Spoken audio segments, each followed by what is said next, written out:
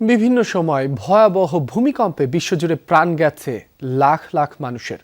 2 দশক আগে ইন্দোনেশিয়ায় হওয়া বিশ্বের সবচেয়ে বিধ্বংসী ভূমিকম্প ও সুনামিতে প্রাণ যায় 2,83,000-এর বেশি মানুষের। 9.1 মাত্রার সেই কম্পন অনুভূত হয়েছিল অন্তত 14টি দেশে।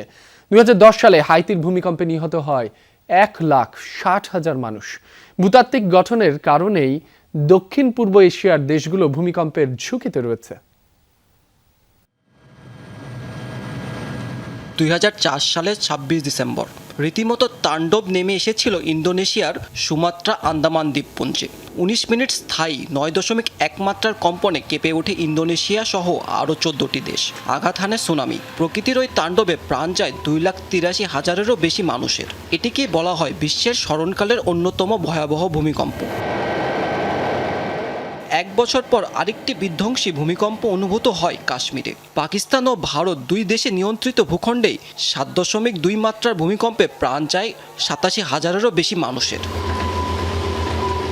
2008 সালে সিচুয়ান প্রদেশে অনুভূত হওয়া ভূমিকম্পের মাত্রা ছিল 7.9। আনুমানিক 87,000 মানুষের প্রাণ নিয়েছিল সেই কম্পন।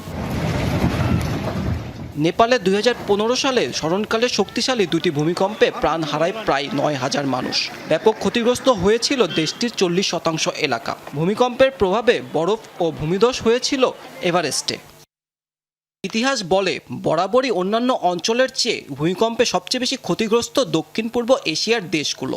সুন্ধা মেগাথ্রাস্ট, সুমাত্রা ফল্ট জোন, সাংহাইং ফল্ট এবং প্রধান হিমালয় থ্রাস্টের মতো ভূমিকম্প প্রবণ ফল্টের অবস্থান এই অঞ্চলে। বিভিন্ন সময় ভূমিকম্প তছনছ করেছে বিশ্বের অন্যান্য মহাদেশের অনেক দেশেও।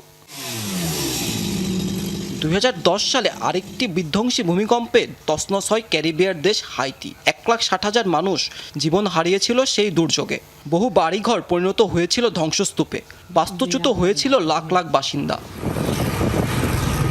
চলতি বছর কয়েক দশকের মধ্যে শক্তিশালী ভূমিকম্পে কেঁপে ওঠে মিয়ানমার। প্রাণ যায় কয়েক হাজার মানুষের। 7.7 মাত্রার সেই কম্পন অনুভূত হয় দক্ষিণ পূর্ব এশিয়ার অন্তত 7টি দেশে।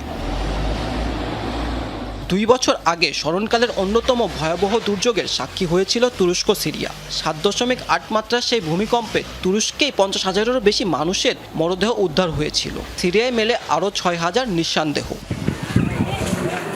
এছাড়াও ভূমিকম্প প্রবণ হিসাবে পরিচিত আফগানিস্তানেও নিয়মিত অনুভূত হয় কম্পন। চলতি বছরে একাধিকবার ভূমিকম্প হয়েছে দেশটিতে, যাতে প্রাণ হারিয়েছে কয়েক হাজার মানুষ। মাহমুদ সাকিব, যমুনা নিউজ।